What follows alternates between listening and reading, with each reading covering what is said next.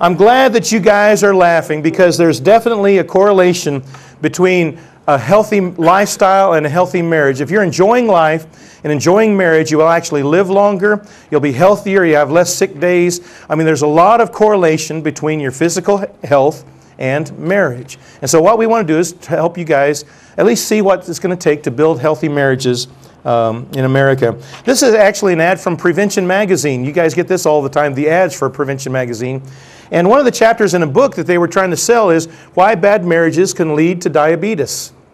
We do know that all the stress and pressure involved in a bad marriage can lead to all kinds of health problems like diabetes, hypertension, stroke, heart attack. And so we can't do that. We need to have great marriages. In fact, marriage is designed for the husband and wife to complement one another so you can thrive and live longer and last longer. So that's what we're trying to do in this particular workshop. This comes from the internet. 8 things that nobody tells you about marriage, but you have to usually learn on your own. We don't like learning on our own, but this is what happens. Number 1, you will look at the person lying next to you and wonder, is this it forever? You know, they don't tell you that when you first get married. But it happens, and everyone goes through that. Number 2, the harder you work, or you will work harder than you ever imagined. That's about marriage too. You don't just get married and live happily ever after. That's the Cinderella syndrome, and it does not work. We don't see her 5 years later or 10 years later with all the little kids running around the house and unemployment. You know, the prince loses his job or whatever. A lot of stress in marriage, but you will work hard in marriage. Number 3, you will go to bed mad sometimes and wake up even madder. It's not supposed to happen, but that's a fact of life. And we need to figure out how we can get around that or work on it. Number 4, you will go without sex, sometimes for a long time, and that's okay. I'm going to tell you several times this morning, I got married when I was 19. I was a 19-year-old groom. I'm still married to the same woman, okay? I don't know how it happened. She has a lot of patience, I think is how it works. But at age 19, a young man is at the peak of his sexual eagerness. Or in other words, he is hornier than he'll ever be at age 19, okay? I figure I get married, I have sex every night for the rest of my life. Isn't that what all married couples do? It didn't work out that way. I found out that sex was not the most important thing in marriage. Other things were, and I needed to work on it.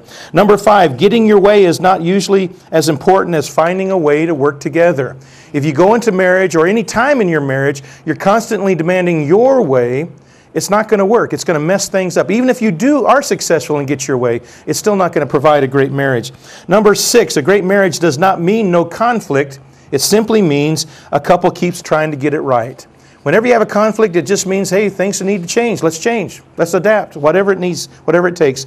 Number 7, you'll realize that you can only change yourself. If you ever tried to change your husband or your wife, you've already failed. You always will fail. Don't do that. You can only change yourself. And number 8, as you face your fears and insecurities, you'll find out what you're really made of. We're going to find that the harder you work at marriage, the better off you're going to be. And we can have fun in marriage. We can have fun.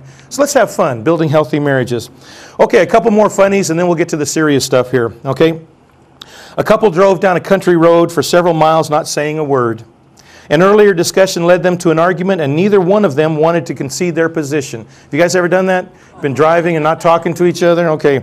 As they passed by a barnyard full of mules and goats and pigs, the husband asked, relatives of yours? And the wife said, yes, in-laws. Okay. Hey, very good. Very good. Okay, one more. A man said to his wife one day, I don't know how you can be so stupid and so beautiful at the same time. Don't say that to your wives, guys, okay? The wife responded, allow me to explain. God made me beautiful so that you'd be attracted to me, and God made me stupid so I would be attracted to you.